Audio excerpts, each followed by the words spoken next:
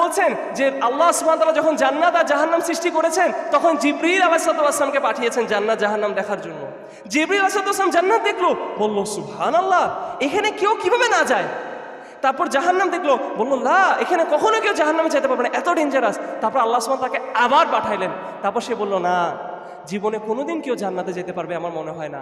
আর জাহান্নাম দেখে মনে হলো আমার মনে হয় সবাই জাহান্নামে যাবে, কারণ তিনি যেয়ে দেখলেন জাহান্নামের চারিদিকে সব কষ্ট, সব স্যাক্রিফাইস, সব কান্না, সব কম্প্রোমাইজ, সব দুঃখ কষ্ট জান্নাতের চারিদিকে। বললো এই কষ্ট দিয়ে কি মানুষ যেতে পারবে জান্নাতে?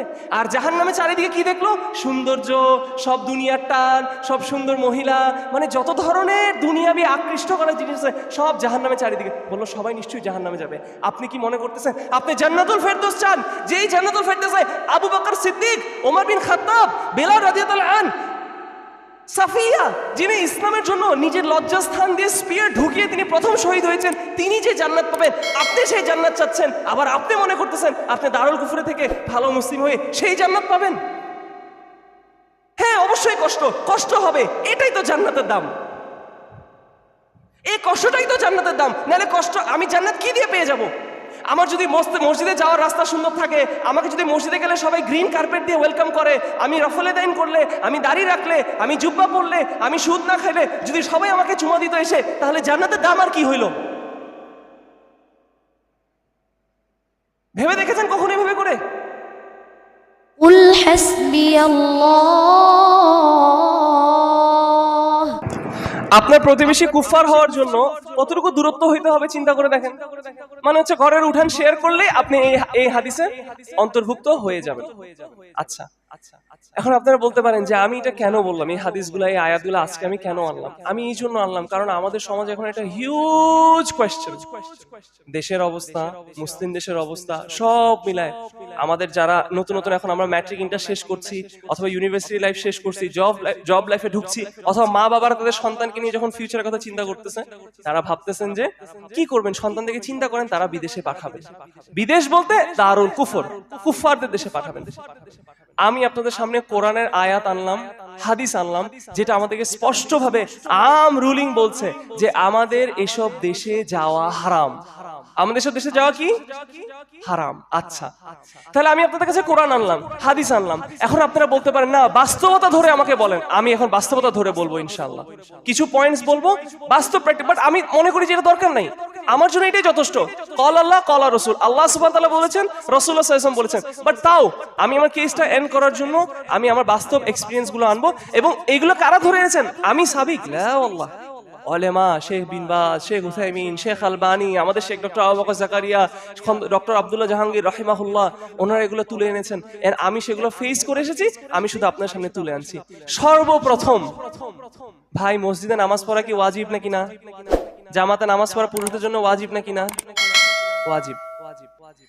আলহামদুলিল্লাহ আমরা এমন একটা দেশে থাকি, হ্যাঁ প্রবলেম আছে, বেদাতি মসজিদ, অনেক সময় মসজিদ এদেরকে আমরা মুসলিম বলবো নাকি সন্দেহ আছে। বাট আমরা আমাদের সিচুয়েশনে চিন্তা করি, এখন অন্তত আমরা এখানে যারা আছি মোটামুটি কষ্ট না হইলেও আমরা এমন একটা হাতের কাছে মসজিদ আছে যেখানে গিয়ে আমরা 5 ওয়াক্ত নামাজ সালাহ কি করতে পারি, আদায় করতে পারি। এটা আমাদের জন্য কি ওয়াজিব।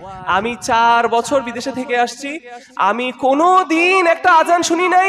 আমি শুধু জুমার নামাজ মসজিদে গাড়ি চালায় আধা ঘন্টা গিয়ে পড়ে আসতে পারছি, এছাড়া আমি 5 ওয়াক্ত সালাহ মসজিদে আদায় করতে পারি নাই। হ্যাঁ, আমার একটা চাকরি ছিল যখন একটা মাংসের দোকানে, সেই মাংসের দোকানের অপোজিটে একটা মসজিদ ছিল বাঙালিদের। আলহামদুলিল্লাহ ওই চাকরিটার সময় আমার বেতন অনেক কম রাখছে, কিন্তু তাও আমি আমার নামাজের জন্য হইলো আমি ওখানে 5 ওয়াক্ত নামাজটা 5 ওয়াক্ত না 3 ওয়াক্ত চাকরির সময় সেটা আমি ওই মসজিদে পড়তে পারতাম। বাট আমার খাস রুলিং এর জন্য ইসলামের আম রুলিং হয় না। ধরেন ফর এক্সাম্পল একটা ব্রথেল মানে তো বুঝেন না, যেখানে প্রস্টিটিউটরা থাকে। মনে করেন ব্রথেলের মধ্যে একটা বাস্টার্ড চাইল্ড হইলো, মানে কি, যার কোনো মানে বুঝছেন তো, এখন একটা বাচ্চা হইলো। এখন ওই বাচ্চা বড় হয়ে বড় ডাক্তার ইঞ্জিনিয়ার হইলো। এখন আমি কি ওই বাচ্চার উদাহরণ দিয়ে বলবো যা আমার বাচ্চারও যা ব্রথেলে যে বড় হয়? না, এটা তার একটা স্পেশাল কেস ছিল। তো আমার স্পেশাল কেস কখনো কারোর জেনারেল কেস হইতে পারে না। ইসলাম এভাবে চলে না। মসজিদ, কোনো মসজিদ ওখানের মধ্যে নাই, পাবেন অনেক দূরে গিয়ে গিয়ে একটা দুটা পাবেন। এটা যাদের আল্লাহ অফুরন্ত দিয়েছে, তাদের সুযোগ হলে তারা ঘর বদলাচ্ছে, তাদের সুযোগ হলে তারা গাড়ি কিনতে পারতেছে, আলহামদুলিল্লাহ তারা ওই মসজিদ যেতে পারতেছে। বাট এটা ইউনিক কেস। নাম্বার 2, আযান। আমি যতটুকু জানি ভাই, আপনাদের যদি মনে হয় এটা আপনারা জানেন, আমি থেকে আসছি, আমি আইন পড়ে আসছি। আইনগতভাবে লন্ডন, আমেরিকা, কানাডায় খ্রিস্টান চার্চে বেল বাজানো জায়েজ, কিন্তু মুসলিমদের আজান দেওয়া জায়েজ না।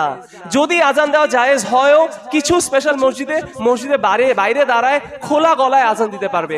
যদিও তারা সেই আজানগুলো দেয়, সেই মুয়াজ্জিন যখন দাঁড়ায় দাঁড়ায় আজান দেয়, তার ডানে বামে 2টা গার্ড দাঁড়ায় থাকে, যাতে কেউ এসে তারা গুলি না করে, অথবা তারা লাথি না মারে, অথবা তারা ঘুষি না মারে। নিজের চোখে দেখা এগুলো।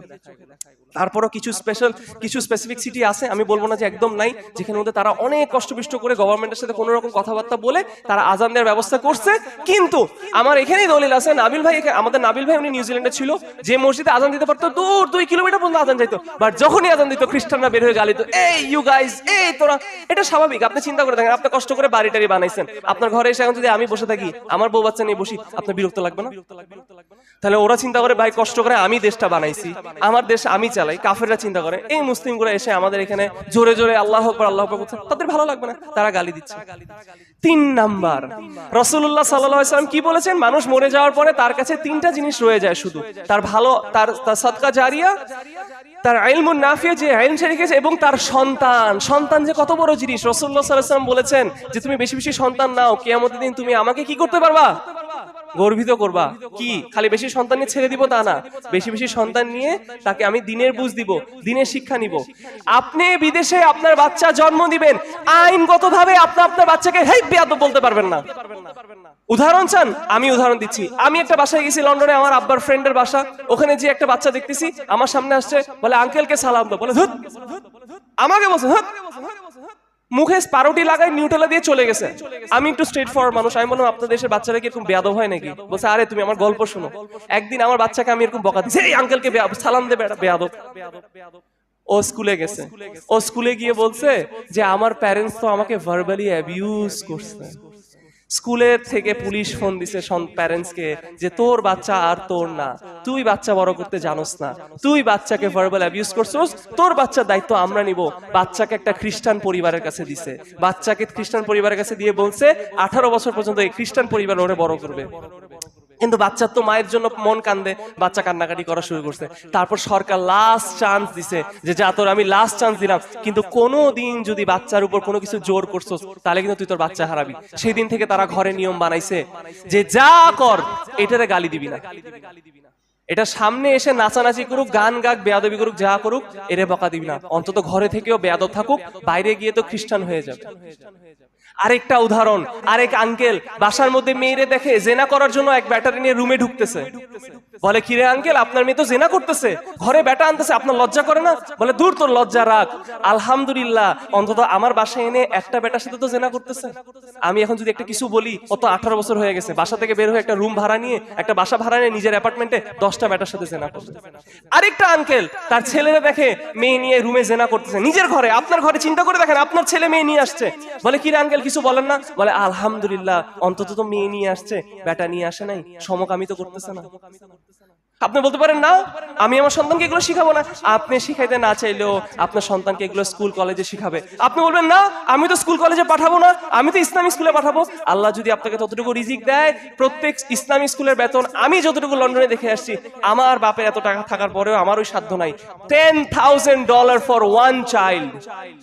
Islamic school, $10,000 for one child. 4 child, $40,000 per year, 40 লক্ষ টাকা। আর সরকারি স্কুলে পড়াইলে ফ্রি, চিকিৎসা ফ্রি, শিক্ষা ফ্রি, খ্যাত ব্যাত এগুলো শিখতে পারবে ফ্রি। তার সাথে সমকামী শিখবে, তার সাথে এগুলো শিখবে। আমি লন্ডনে একটা মুসলিম ঘরে ছিলাম, যখন গেলাম বললো যে ভাই আমরা তো খুব আরামসে থাকি এখানে, আমরা পাকিস্তানে থেকে খুব ভালো মুসলিম এখানে। আমি বললাম আলহামদুলিল্লাহ। 2 দিন পরে যখন দেখলো আমি আকীদা পড়াই, আরবি পড়াই, বলে আমার বাচ্চাকে একটু আরবি পড়াবেন? আমি বলছি পড়াবো। আরবি পড়াই থেকে জিজ্ঞেস করি তুমি কি তাওহীদ কি জানো? বলে না যাই না। আমি বললাম আপনার বাচ্চাকে আমি একটু তাওহীদ শিখাই। বলে ঠিক আছে শিখান। বাচ্চারা যখন তাওহীদ শিখাইতে গেছি তখন আল্লাহর তাওহীদের আয়াতের পরেই আসছে মা বাবার আনুগত্য করার আয়াত। তখন বাচ্চা 5 বছরের বাচ্চা আমারে বলে, who give mother the right to shout on me? আমার মাকে কে হক দিছে আমার উপর চিল্লানো? অথচ আমি দেখি তার মা তার উপর জীবনেও চিল্লায় না। আমাদের মারা আমাদেরকে যে মাইর দিছে, যে লাথি দিছে, এই লাথি যদি ওই বাচ্চারে দেয় তাহলে আল্লাহ জানে ওই বাচ্চা কি বলবে। আমি বললাম কি বলো তুমি? তখন মা বাবাকে যেয়ে বললাম, কিরে আপনার বাচ্চা তো এটা বলে। বলে কি বলবো, আমরা তো শাসনই করতে পারি না। তাদেরকে তো স্কুলে এটা শেখানো হয় যে তোমার বাবা মার তোমার উপর জোর করার কিছু নাই। তুমি যদি মনে করো তুমি ছাগল, তুমি ছাগল। তুমি যদি বেটা হয় তুমি বলো তুমি বেটি, তুমি বেটি। হ্যাঁ, এটাই হচ্ছে কিন্তু এখন। আমরা পুরুষদেরকে কি বলি? হি বলি না? মেয়েদেরকে কি বলি? শি বলি না? এখন স্কুল কলেজে শেখানো হচ্ছে তোমার ইচ্ছা, তুমি পুরুষ হয়েও নিজেকে শি বলতে পারবা, তুমি পুরুষ হয়েও নিজেকে হি বলতে পারবা, তুমি মহিলা হয়ে নিজেকে হি বলতে পারবা। যদি তোমার মা বাবা তোমাকে এটা নিয়ে জোর করে তখন তুমি কি করবা? তুমি আমাদেরকে বলবা আমরা পুলিশ পাঠাই, তোমাকে একটা ভালো পরিবারে তোমার জন্য ব্যবস্থা করে দিব। আচ্ছা, পুলিশ আসে এসব ঘরের সামনে, কি নিয়ে আসে জানেন? আমাদের দেশে তো পুলিশরা চালান নিয়ে আসে, তোর নামে একটা কেস আসছে। ওই দেশের পুলিশরা অনেক শিক্ষিত, হাদিস নিয়ে আসে। হাদিস নিয়ে এসে বলে তোদের মুসলিমদের হাদিসেই তো তোদের নবী বলছে যে 7 বছর হইলে নামাজ পড়তে শিখাও, 10 বছর হইলে লাঠি দিয়ে পিটাও। তোর ধর্মই তো তোর শিখায় লাঠি দিয়ে পিটানো। তোর বাচ্চা তোর কাছে থাকার যোগ্য না। বাচ্চা নিয়ে নেয়, বাচ্চাকে নিয়ে একটা খ্রিস্টান ঘরে দেয়। সিদ্ধান্ত আপনাদের, আমি শুধু বাস্তবতা বলে যাচ্ছি। নুডিটি, বেহায়াপানা। আমি লন্ডনে আমার বউকে নিয়ে একদিন মার্কেটে গেছি। মার্কেট কি আমি করতে যাব না? বাজার কি আমার করতে হবে না? সবজি মাছ এগুলো কি আমার কিনতে হবে না? সবজি মাছই কিনতে গেছি। উপরে তাকায় এই বিল্ডিং এর চেয়ে বড় বিল্ডিং এ একটা নিগ্রো ন্যাংটা মহিলার পোস্টার। আমি বললাম আস্তাগফিরুল্লাহ। নিচে তাকাইলাম, নিচে সিঁড়ির নিচে তাকাই দেখি আরেকটা ন্যাংটা মহিলা দাঁড়ানো, আস্তাগফিরুল্লাহ। বামে ডানে তাকাইলাম, দেখি আরেকটা ন্যাংটা মহিলা দাঁড়ানো, বাম দিকে ফিরলাম, আস্তাগফিরুল্লাহ। আরেকটা বউরে ধরে বলি আমি কোন দিকে তাকাবো? আমি কোন দিকে তাকাবো? এটা তো আমার তাও ইমানে একটু টান ছিল দেখে বউকে এটা বলছি। প্রথম দিন কি বলছি? আস্তাগফিরুল্লাহ, আস্তাগফিরুল্লাহ, আস্তাগফিরুল্লাহ। তৃতীয় দিন কি বলবো? আস্তাগফিরুল্লাহ। চতুর্থ দিন বলবো ওয়াও কি সুন্দর। এটা হচ্ছে বাস্তবতা। আমরা হারামকে হারাম মনে করা ভুলে যাচ্ছি। সৌদি আরবের শেখরা যখন লন্ডনে দাওয়াত দিতে যায় তারা গুত্রা পরে আসে, এয়ারপোর্ট থেকে গুত্রা নিয়ে সোজা ট্যাক্সিতে ঢুকে, ট্যাক্সি থেকে ডিরেক্ট হোটেলে যায়, হোটেল থেকে বের হয় ডিরেক্ট মসজিদে দাওয়াত দেয়, দার্স দেয়, দার্স দিয়ে ডিরেক্ট বের হয় এয়ারপোর্টে যায়, নিজের দেশে ফেরত যায়। তারা উপরেও তাকায় না, তারা তাদের দায়িত্ব বুঝে। আমি অনেক অল্প করে এই উদাহরণগুলো দিচ্ছি, আমি এগুলো 4-5 ঘন্টা দলিল দিতে পারবো, 4-5 ঘন্টা লেকচার দিতে পারবো, বাট আমি অল্প করে বলে যাচ্ছি। ট্যাক্স, আপনি যে কষ্ট করে আপনার ঘাম ফালায় যে ইনকাম করতেছেন সেই ইনকামের মধ্যে 30% আপনার ট্যাক্স নিবে। এই 30% ট্যাক্স দিয়ে আপনার টাকা দিয়ে ওই দেশের আর্মিদের ওয়েপেন্স কিনা হয়, ওই দেশের আর্মিদের পেট চলে, ওই দেশের চার্চের পেট চলে ট্যাক্সের থেকে। এবং ওই আর্মিরা আপনার মুসলিম ভাইদের দেশে গিয়ে কি করতেছে? আপনার মুসলিম ভাই বোনদেরকে রেপ করতেছে, আপনার মুসলিম ভাই বোনদেরকে ইসলাম থেকে বের করে দিচ্ছে। আপনি বলতে পারেন তো আমার দেশের কি আমার ইনকামের মধ্যে এরকম কোনো জোর জুলুম হচ্ছে না? হচ্ছে, কিন্তু আপনার জন্ম তো আর আপনি কন্ট্রোল করেন না। এখানে আপনি মাজলুম হইতে পারে, আপনি চাচ্ছেন না, কিন্তু আইনগতভাবে কোনো কিছু আপনার জোর করে করতে হতে পারছে। আল্লাহর সামনে আপনার এটা অজুহাত থাকতে পারে, ইয়া আল্লাহ আমার কিছু করার ছিল না, আমি চেষ্টা করছি যেতে সম্ভব। একদম সম্ভব না। যেমন আমাদের শেখরা বলে ঘুষ দেওয়া কি হালাল নাকি হারাম? হারাম। কিন্তু পাসপোর্ট অফিসে গেছি, ডকুমেন্ট ক্লিয়ার, সব ক্লিয়ার, আমার পাসপোর্ট দেয় না। আমার পাসপোর্ট তো আমার লাগবে, আমার হজ করার জন্য আমার পাসপোর্ট লাগবে। ওলেমারা বলে এখানে ঘুষ দেওয়া জায়েজ। কেন? কারণ আপনি মাজলুম, আপনার উপর জুলুম হচ্ছে। এখানে আপনার কাছে অজুহাত আছে, কিন্তু আপনি নিজের ইচ্ছায় নিজে উড়ে গিয়ে 10-12 লাখ কোটি টাকা খরচ করে ব্যাংক ব্যালেন্স বেচে, গ্রামের জমি বেচে, ওই দেশে গিয়ে চাকরি করে ওই ইনকাম দিয়ে আপনি হারাম কাজে সহযোগিতা করতেছেন। আপনি আল্লাহর সামনে কি অজুহাত দিবেন এটা আপনিই ভালো জানেন। তারপর কুফফারকে ভালোবাসা। আল্লাহ সুবহানাহু ওয়া তাআলা কোরআনের মধ্যে কি বলেছেন? O you who believe, do not take the Jews and the Christians as allies, আউলিয়া। তাদেরকে অ্যালাইজ হিসেবে নিও না, আউলিয়া হিসেবে নিও না, নিশ্চয়ই তারা একজন একজনের আউলিয়া। এবং and if any one of you takes him, মানে তাদেরকে বন্ধু হিসেবে না, তাহলে নিশ্চয়ই তুমি তাদের মধ্যে একজন। আমরা কি বলি নিজেদেরকে? আমরা সালাফি বলি না, তাই না? নিজেদেরকে আমরা বলি না আমরা সালাফি, আমরা সহি আকীদা। আসেন আমরা দেখি সালাফরা এই আয়াতটা কি বুঝেছে। জি অ্যারাবিক বলে বলা যায়, কিন্তু আমি তাড়াতাড়ি বলার জন্য বলছি, কারণ এখন আমার কাছে সময় কম এবং অনেকগুলো মেনশন করতে হয়। বাট আমি সূরা আল মাইদা ভার্স নাম্বার 51, সবার কাছে আমাদের কোরআনের অ্যাপস আছে, আমরা ইনশাআল্লাহ দেখে নিব। বাট এই আয়াতটার মধ্যে আল্লাহ সুবহানাহু ওয়া তাআলা যেটা বলছেন, সালাফরা এই আয়াতের ব্যাখ্যায় কি বলেছেন আমরা দেখি। সালাফরা এই আয়াতের ব্যাখ্যায় বলে দেখেন সালাফরা এই আয়াতটা কোথায় কোট করেছেন সেটা দিয়ে তো আমরা বুঝি সালাফরা কি বুঝেন। আবু মুসা আল আশারি যখন বাসরার গভর্নর ছিল ওমর বিন খাত্তাবের খিলাফার সময়, তখন তিনি তার গভর্নর থাকা অবস্থায় একজন খ্রিস্টানকে চাকরি দিছে। কিসের চাকরি? স্ক্রাইবের চাকরি, যেটা এখন আমরা বলতে পারি টাইপরাইটার। আমাদের পিয়ন থাকে না, বলি না একটু চিঠিটা লিখে দেও, চিঠিটা পাঠা, এরকম একটা চাকরি একজন খ্রিস্টানকে দিছে। ওমর বিন খাত্তাব যখন এই কথা শুনছে, কোন আয়াতকে কোট করছে? এই আয়াতকে কোট করছে। দেখেন, যে কাজ আমরা জীবনে কোনদিন ভাবতেও পারি যে এটা অনেক সিভিয়ার কিছু হইতে পারে, ওমর বিন খাত্তাব এই আয়াতটা কোট করে কি বলছে? ওনাকে সাবধান করছে, তুমি একজন খ্রিস্টানকে চাকরি দিছো। জাস্ট আমি এটা এখানে এই জন্য বুঝাতে বলছি, আমি আপনাদেরকে বলতেছি না আপনাদের কর্মচারী হইতে পারে কেউ হিন্দু, আমি এটার জন্য এই আয়াতটা এখানে কোট করছি না, আমি এই জন্য কোট করতেছি। দেখেন কত ছোট জিনিসকে সাহাবীরা কত বড় ভাবে দেখছে এবং এই আয়াতকে কোট করছে। তাহলে আমরা চিন্তা করে দেখি, ওই দেশে গিয়ে আমাদের কার আন্ডারে চাকরি করতে হবে, ওই দেশে গিয়ে কাকে আমার সারাদিন স্যার বস করতে হবে, ওই দেশে গিয়ে কার গালি আমার শুনতে হবে, ওই দেশে গিয়ে কাকে আমার বন্ধু বানাইতে হবে। সুবহানাল্লাহ, ভালোবাসা। তারপর সিটিজেনশিপ, ওখানের মধ্যে অনেকে গিয়ে নাগরিকত্ব নেয়। আমি আপনাদেরকে শুধু একটা দেশের নাগরিকত্বের যে শপথ বাক্য সেটা বলছি, I swear that I will be faithful and bear true allegiance to her majesty queen Elizabeth. আপনি মুসলিম হয়ে আপনার এই শপথ নিতে হবে। অথবা আপনি যদি আমেরিকা সিটিজেন হইতে চান, আপনার বলতে হবে I bear witness and I declare that I will support and defend the Constitution of America against all enemies, domestic and international. And যদি আমাকে জোর করা হয়, আমি আর্মস নিতেও রাজি।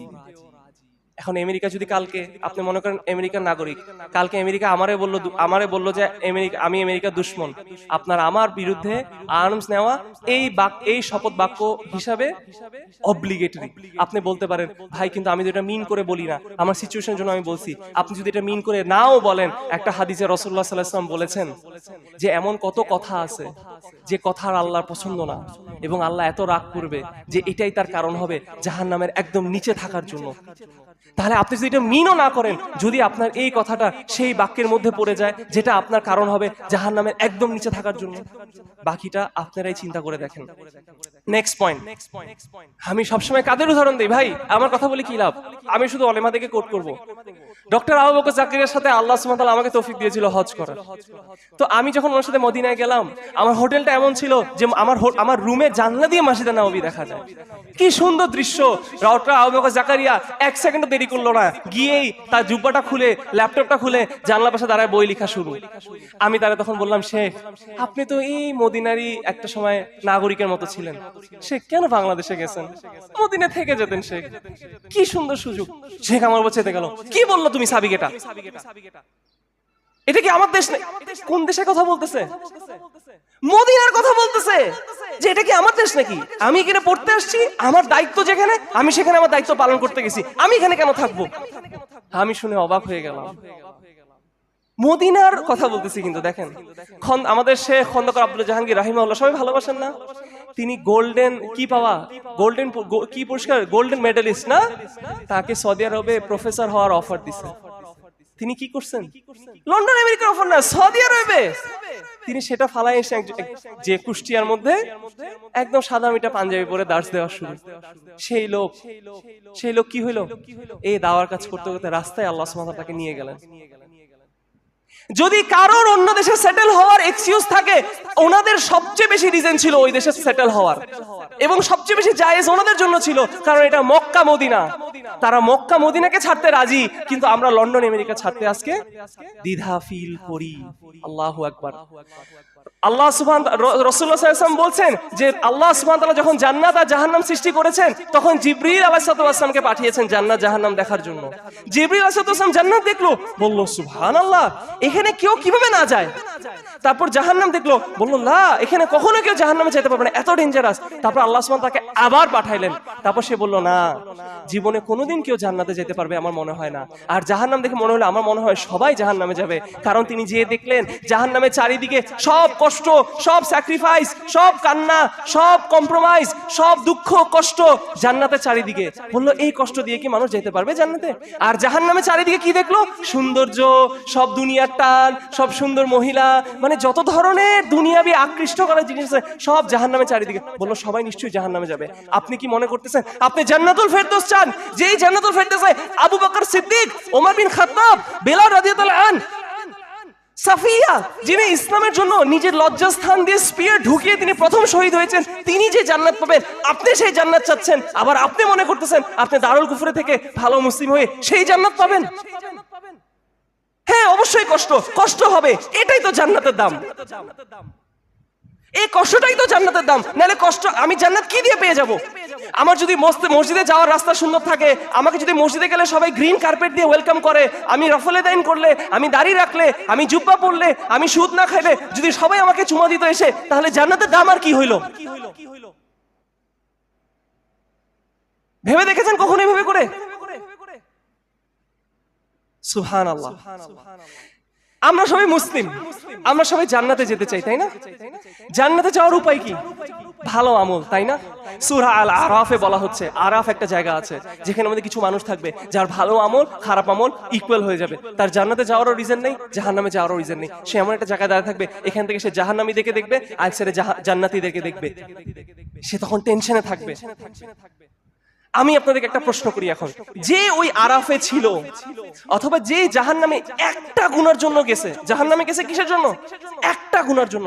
সে যদি দুনিয়াতে আর একটা এক্সট্রা আসসালামু আলাইকুম দিয়ে যেত, সে কি জান্নাতে যাইতো না? সে কি জান্নাতে যেত না? আমার উদাহরণটা কি বুঝতে পারছেন? একজন মানুষ জাহান্নামে গেছে, তার একটা গুনাহ বাকি ছিল, তার হিসাব হওয়ার পরে দেখলো যে তার খাতার মধ্যে শুধু আর একটা গুনাহ, তো সে জাহান্নামে গেল। সেই মানুষটার আফসোস কি হবে?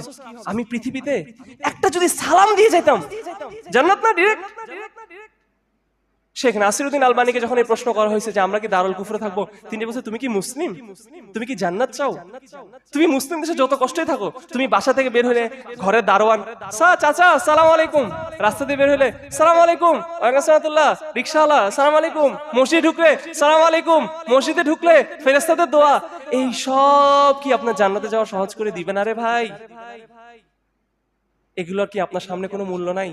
আমি লন্ডনে ছিলাম, আমার প্রফেসর একজন মুসলিম ছিল, অথচ ইউনিভার্সিটির নিয়মের জন্য সে আমাকে সালাম দেওয়া তার নিষেধ ছিল। সে আমাকে বলতো হ্যালো সাবিক।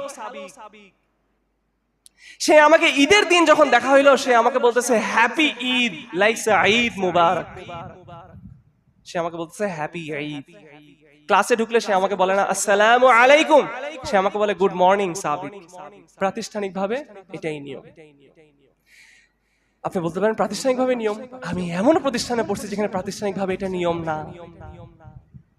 কিন্তু আপনি যার সাথে থাকবেন, রাসূলুল্লাহ সাল্লাল্লাহু আলাইহি ওয়াসাল্লাম বলছেন তোমার ধর্ম হচ্ছে কার ধর্ম? তোমার বন্ধুর ধর্ম, তোমার সদিকের ধর্মই তোমার ধর্ম। সে ওদের সাথে থাকতে থাকতে তার সালাম মুখ থেকে চলেই গেছে। মুসলমানকেও সে কি করে? হাই হ্যালো বলে। তারপর আলাদা করে জিজ্ঞেস করতে, sir are you Muslim? Yeah I am Muslim, I am Muslim. Sir why don't you say আসসালামু আলাইকুম? হ্যাবিট, অভ্যাস হয়ে গেছে গুড মর্নিং দিতে দিতে। সুবহানাল্লাহ। শেখ নাসিরউদ্দিন দেখেন ওলামাদের হিকমা কি সুন্দর করে বললো। এখন অনেকে বলে আমি দাওয়ার জন্য যেতে চাই, আমি দাওয়ার কাজ করতে, খুব ভালো কথা। আসেন আমরা একসাথে আমরা ফান্ড কালেক্ট করব, আমরা পৃথিবীর ওইরকম দেশগুলোতে যাব যেখানে মধ্যে মানুষ তাওহীদ জানে না, এবং ওই ফান্ডের টাকা দিয়ে আপনার টিকিটও হবে, আপনার ওখানে হোটেলে থাকা হবে, কিন্তু যেই দাওয়ারটা শেষ হবে সাথে সাথে চলে আসবেন। একদিন বেশি ট্যাক্সি চালাতে পারবেন না, একদিন বেশি কোনো দোকানে চাকরি করতে পারবেন না, কোনো ইনকাম এখান থেকে পারবেন না, জাস্ট এই ফান্ডের টাকা দিয়ে যে দাওয়াত দিবেন তাওহীদের, সাথে সাথে বাংলাদেশে চলে আসবেন। রাজি এটাতে? যদি রাজি হন তাহলে লন্ডন আমেরিকা কেন যাইতে হইতেছে? আমাদের চিটং শহরে কি মানুষ এখনো লা ইলাহা ইল্লাল্লাহ জানে? এদেরকে আমরা শিখাইছি এখনো? আমরা দূর দেশে দেশে কোথায় কি আছে সেখানে দাওয়ার দায়িত্ব নিয়ে ফেলছি। ওয়াল্লাহি আল্লাহ সুবহানাহু ওয়া তাআলা জিজ্ঞেস করবে। আমি যখন লন্ডনে ছিলাম আবু বকর জাকারিয়াকে আমি ফোন দিয়ে এই কথাটাই বলছি, শেখ আমার দেশের মানুষের কি আমার উপর বেশি হক, কারণ আমি একটু ইংলিশ একটু কমফোর্টেবল। তো আমার মা বাবা আমাকে অনেক সময় এই কথাটা বলে, আরে তুই বিদেশে থাক, তুই তো ইংলিশে ভালো, তুই ইংলিশ ভাষাভাষী থেকে দাওয়াত দিতে পারবি, ইসলামের কাজ করতে পারবি। আমি শেখকে বলছি, আমি শেখ আমি কি এই দেশে, আমার কি দেশের মানুষ আমার উপর হক আছে? শেখ আমাকে বলছে আল্লাহ সুবহানাহু ওয়া তাআলা নবী আম্বিয়াদেরকে পাঠাইছে, মানে নবী আম্বিয়াদেরকে চুজ করছে তাদের দেশের মানুষ থেকে। কেন? রাসূলুল্লাহ সাল্লাল্লাহু আলাইহি ওয়াসাল্লাম কাদের কোন দেশে ছিল? আরব ছিল। তিনি দিয়েছেন কোথায়? তাকে পাঠানো হয়েছিল কোথায়? আরবে। ইব্রাহিম আলাইহিস সালাম ওনার দেশে, মূসা আলাইহিস সালাম ওনার দেশে। বুঝতেছেন জিনিসটা? তাহলে আমাদের হক। এবং আমার লাস্ট পয়েন্ট, এটা বলে ইনশাআল্লাহ আমি শেষ করব, বাস্তব এক্সপেরিয়েন্স গুলা। আমরা অনেকে মনে করি যে আমরা সার্ভাইভালের জন্য যাচ্ছি। আসলেই একান্তভাবে কেউ যদি সার্ভাইভালের জন্য যায়, এটা তার জন্য জায়েজ। যেমন উদাহরণ, একজন রোহিঙ্গা, সে বাংলাদেশে এসে তাকে বাংলাদেশে নিবে না, স্বাভাবিক, এটা বাস্তবতা। একজন সিরিয়ান, তাকে তুর্কিতে নিবে না। একজন আফগানি মনে করেন সে কষ্টে আছে, তাকে পাকিস্তান ইন্ডিয়া নিবে না। তাদের জন্য অনেক সময় এসব দেশগুলো কিছু ব্যবস্থা করে দেয় রেফিউজি হিসেবে যাওয়ার জন্য। আমি অনেক রোহিঙ্গাদেরকে এরকম দেখছি অস্ট্রেলিয়া। তাদের জন্য আলেম ওলামারা বলছে জায়েজ, কারণ তাদের এখন জান বাঁচানোর ছাড়া আর কোনো উপায় নাই। কিন্তু আমরা যারা এটা নিয়ে তর্ক করি, আমরা নিজেদেরকে একটু প্রশ্ন করি তো, আসলেই কি জান বাঁচানোর জন্য যাচ্ছি, নাকি ভাড়া ঘরে থাকি একটু অ্যাপার্টমেন্টে যাওয়ার জন্য যাচ্ছি, পাবলিক বাসে চলি নিজের গাড়ি হওয়ার জন্য যাচ্ছি, 1 লাখ টাকা কামাই 10 লাখ টাকা হওয়ার জন্য যাচ্ছি, অথবা 20,000 টাকা কামাই 30,000 টাকা কামানোর জন্য যাচ্ছি? আমি জানি না আপনারা কাদের সাথে মিস করেন। আমি নিজেও পার্সোনালি, আমাদের আর্থিক অবস্থা খারাপ না, কিন্তু আমাকে পাঠানো হয়েছে এটাই যে আমরা এখন এভাবে আছি, দুনিয়াবি অবস্থা আমরা আরো ভালো হব, এই জন্য তুমি বিদেশে যাও। এটাই বিদেশে যাওয়ার কারণ বেশিরভাগ মানুষের হয়। এটা যদি আল্লাহ সুবহানাহু ওয়া তাআলার সামনে দাঁড়ায়, ওই আমি দেখেন, আবার আপনারা আমার কথায় কেউ কষ্ট পাইতে পারেন, আমি প্রথমে আল্লাহর আয়াত কোট করছি, এটা আল্লাহর কথা ভাই, আমার কথা না। ফেরেশতারা আসবে, জিজ্ঞেস করবে তুমি কেন জুলুম করলা।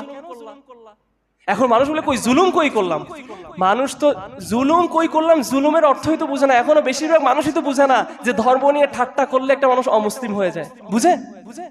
আমি একজনকে বললাম, কিরে আঙ্কেল দাড়ি রাখছেন নাকি নতুন নতুন, অথবা আমাকে বললো কিরে জঙ্গি নাকি। সেটা জানে না কোরআনের আয়াত অনুযায়ী তার ইসলাম ভঙ্গের কারণ এটা একটা, জানে না এটা এখনো। তো যারা এগুলোই জানে না, তাদের জন্য তো মনে হবে আমি অনেক ভালো আছি। আমাকে কেউ রফলে দেন দিতে কেউ বাধা দিতেছে না, আমাকে কেউ দাঁড়িয়ে রাখতে বাধা দিতেছে না, আমি খুব ভালো আছি। কিন্তু সে তো বুঝতেছে না, তাকে রাফালে দেন করতে দিচ্ছে, তাকে দাঁড়িয়ে রাখতে দিচ্ছে, কিন্তু তার পিছন দিয়ে তার বাচ্চাগুলো নিয়ে যাচ্ছে। আমার কথা না, জরিপের কথা। ব্রিটিশের মধ্যে একটা সার্ভে হয়েছে, বলে না মানুষ আরে মুসলিম হইতেছে, যত মুসলিম হয়েছে তার থেকে বেশি মুসলিম ঘরের সন্তানরা অমুসলিম হয়েছে। এটা অমুসলিমদের জরিপ বলতেছে, আমার কথা না। তারপরেও কিছু স্পেশাল কেস থাকে। আবারও বললাম, স্পেশাল কেস তো আমাদের জেনারেল কেস হইতে পারে না। যদি কারো স্পেশাল কেস থাকে, সেটা সে আলেম ওলামার সাথে ডিসকাস করে সে ওইটা বুঝে নিবে। শেষ পর্যন্ত লাস্ট একটা কথা বলি, আমি আজকে আমার কথা শেষ করতেছি। আমি যখনই কারোর সাথে কথাগুলো বলতে চাই, আমার মনের কষ্ট দেখে আমি আপনাদেরকে বলতেছি, আমি কষ্ট পাই কথাটাকে, আমি সেটাও বলে দিচ্ছি। আমাকে অনেকে এই কথাটা বলে যে তোরে তো আল্লাহ দিছে, আমি অনেক কষ্ট পাই আল্লাহ, এখনো বলতেছি। আমাকে বলে তোরে আল্লাহ দিছে, তোর বাপেরে আল্লাহ দিছে, এই জন্য তুই এত বড় বড় কথা বলতেছ। আমি কি বলি জানেন? আলহামদুলিল্লাহ, আল্লাহ সুবহানাহু ওয়া তাআলা কোরআনে বলছে কাউকে তার সাধ্যের বেশি পরীক্ষা করে না। হইতে পারে আমাকে আমার বাপরে যদি আল্লাহ না দিত, আমি ওই কাফের দেশে থেকে আমার বাচ্চাকে অমুসলিম করে দেশে আসতাম। আলহামদুলিল্লাহ, আল্লাহ আমার বাবাকে দিছে দেখে আমার জন্য পরীক্ষাটা সহজ হয়েছে, আমি বাংলাদেশে ফিরত আসতে পারছি। আলহামদুলিল্লাহ, আমাদের সবারই দোয়া করা উচিত যাতে আল্লাহ আমাদের বাবাকে দেয়, আরো বেশি বেশি দেয়, বাপরে না দিলে যাতে আমারে দেয়, যাতে আমার এমন ফিতনার মধ্যে থেকে নিজের দিন হারা যাতে আমরা না হয়ে যাই। ভাই, কখন আমরা কঠিন পরীক্ষার দোয়া করব না, আমরা সবাই দোয়া করব যাতে আমাদের জন্য আমাদের পরীক্ষাগুলো সহজ হয়ে যায়। আর পরিস্থিতির শিকারে যদি আমরা কেউ পড়ি, আমরা কেউ কি, আচ্ছা সুই আছে না, সুইয়ের একটা চোখ বলে না যেখানে সুতাটা যায়, আমাদের জন্য কি ওই সুতা দিয়ে কি হাতি ঢুকানো সম্ভব? আল্লাহ সুবহানাহু ওয়া তাআলার জন্য সম্ভব? আল্লাহ সুবহানাহু ওয়া তাআলার জন্য কিছু অসম্ভব? পৃথিবী না, পুরো মঙ্গল গ্রহের অবস্থা যত খারাপ হোক, রাসূলুল্লাহ সাল্লাল্লাহু আলাইহি ওয়াসাল্লাম হাদিসে কি শিখিয়েছে? ইয়া গোলাম, কলমটা কাগজের পাতা শুকায় গেছে, কলম উঠে গেছে। আল্লাহর কাছে চান, পরিস্থিতি যতই খারাপ হোক, ওই খারাপ পরিস্থিতির মধ্যে যদি আল্লাহ আপনার অবস্থা ভালো লিখে রাখে, তাহলে ভালো লিখেই রাখবে। একটা উদাহরণ দিয়ে আমার দাসকে আমি এখানে শেষ করব। আমার আপন মামা ওয়ান ব্যাংকের সিনিয়র অফিসার ছিল। আমি প্রথমে আমার আপন মামারে বললাম, মামা ব্যাংকে চাকরিটা ছেড়ে দাও, হারাম কিন্তু। বলছে ঠিক আছে ছেড়ে দিব। ঠিক যেদিন রিজাল্ট লেটার দিবে, বউ আমারে ধরছে, আমার মামি আমারে ধরছে, বলে তোর মামারে বুঝা আমাদের সংসারটা কেমনে চলবে, আরেকটা চাকরি জোগাড় করুক, তারপর চাকরিটা ছাড়ুক। আমি কি করলাম, একজন শেখকে ফোন, শেখ না একজন আলেমকে ফোন দিলাম। ফোন দিয়ে বললাম, ভাবলাম তখন আমি এত কিছু বুঝতাম না, আমি বললাম হুজুর এখন তো, হুজুর বলে যে না আমাদের ফাতোয়া আছে, আকাবিরদের ফাতোয়া আছে যে যতদিন পর্যন্ত আরেকটা চাকরি না হয় ইস্তেগফার করে করে ব্যাংকের চাকরি চালায় দেওয়া যাবে। আমি তার এই ফাতোয়াটা দিলাম, সে আবার ব্যাংকের চাকরি করা শুরু করে দিল। করতেছে আল্লাহ তখন আমাকে তৌফিক দিল মক্কায় ডক্টর আবু বকর জাকিরের সাথে দেখা হওয়ার। আবু বকর জাকিরের কাছে কেন যদি মনে হলো জিনিসটা আবার একটু জিজ্ঞেস করি। বললাম যে শেখ, আমার মামা তো এরকম ব্যাংকে চাকরি করে, তো বলছে এরকম চাকরি করলে ইস্তেগফার করে করে একটা চাকরি খুঁজলেই হয়ে যাবে। তখন আমি শেখ আমাকে আমি শেখকে বললাম, শেখ ওনার এটা কি জায়েজ? বলছে না, হারাম। আমি বললাম, শেখ ওনার যে বউ বাচ্চা আছে, বলে কিয়ামতের ময়দানে কি ওর বউ বাচ্চা ওর এই সুদের হিসাব নিয়ে আসবে? নিবে? দায়ভার নিবে? না, নিবে না। তো যদি কিয়ামতের ময়দান না নেয়, দুনিয়াতে কেন তাহলে মজা নিয়ে যাচ্ছে? আমি বললাম যে শেখ, তার তো ভয়, তার যদি পেট না চলে। বলে আল্লাহ যদি রাস্তায় কুত্তা বিলাইয়ের পেট চালাইতে পারে, এভাবে করে বলছে। আমি একদম ডিরেক্ট কথা করতেছি, বলছে রাস্তার কুত্তা বিলাইয়ের যদি আল্লাহ পেট চালাইতে পারে, উনি রাগ করে বলছে জিনিসটা, তাহলে একজন বান্দা আল্লাহর জন্য সুদ ছাড়ছে, তাকে কি আল্লাহ চালাবে না? আজকের দিন পর্যন্ত আলহামদুলিল্লাহ আমি আমার ওই মামাকে মনে হয় দেখি না কিছু চাইছে আর আল্লাহ তাকে দেয় নাই, আলহামদুলিল্লাহ। রাসূলুল্লাহ সাল্লাল্লাহু আলাইহি ওয়াসাল্লাম বলেছে, যে আল্লাহর জন্য কোনো কিছু ছাড়বে, আল্লাহ সুবহানাহু ওয়া তাআলা তার জন্য উত্তম ব্যবস্থা করে দিবে এবং আরো ভালো কিছু দিয়ে তাকে রিপ্লেসমেন্ট দিবে। ভাই, কেউ যদি কোনো দারুল কুফর ছাড়ে, ইনশাআল্লাহ বিদিনিল্লাহ দেশের অবস্থা যত খারাপ হোক, যত কিছুই হোক না কেন, আর রিজক ইট কামস মিনাস সামা, আল্লাহ সুবহানাহু ওয়া তাআলা থেকে রিজক আসে। নিশ্চয়ই আল্লাহ সুবহানাহু ওয়া তাআলা তার জন্য হালাল রিজিকের ব্যবস্থা, সেফটি, সিকিউরিটি নিশ্চয়ই আল্লাহ দিবে। কারণ আল্লাহ সেফটির শর্ত হিসাবে ভালো দেশ বলে নাই, সেফটির শর্ত হিসাবে আল ঈমানকে কোরআনে এনেছে। আমি যদি কিছু ভুল বলে থাকি, এটা আমার থেকে এবং শয়তান থেকে, and Allah is messenger is free from it। আবারও আমি বারবারই বলছি, আমি আপনাদের সবাইকে ওয়াল্লাহিল আজিম, আল্লাহ আমার এটা সাক্ষী, আমি আপনাদেরকে আল্লাহর জন্য ভালোবাসি। আমি আপনাদেরকে যা বলি আল্লাহর ভালোবাসার জন্য বলি, আল্লাহর কাছে যাওয়ার জন্য বলি। আমার কথা আপনারা প্লিজ কেউ কষ্ট পাবেন না। যদি কষ্ট পানও, যদি আল্লাহ সুবহানাহু ওয়া তাআলা এটাতে সন্তুষ্ট হয়, আলহামদুলিল্লাহ। আর যদি সন্তুষ্ট হন এবং এটা যদি আপনাদের জন্য একটা ভালো কিছু শিখার একটা উপায় করে দেয়, তাহলে আলহামদুলিল্লাহ সুম্মা আলহামদুলিল্লাহ। কারণ আল্লাহ সুবহানাহু ওয়া তাআলা সন্তুষ্ট, তার সাথে আল্লাহ সুবহানাহু ওয়া তাআলা সৃষ্টিও কাছেও আল্লাহ সুবহানাহু ওয়া তাআলা আমার এই দাওয়াটাকে কবুল করিয়েছেন। সুবহানাকাল্লাহি বিহামদিহি ওয়া নাশহাদু আন লা ইলাহা ইল্লা আনতা ওয়া আস্তাগফিরুকা ওয়া আতুবু ইলাইক।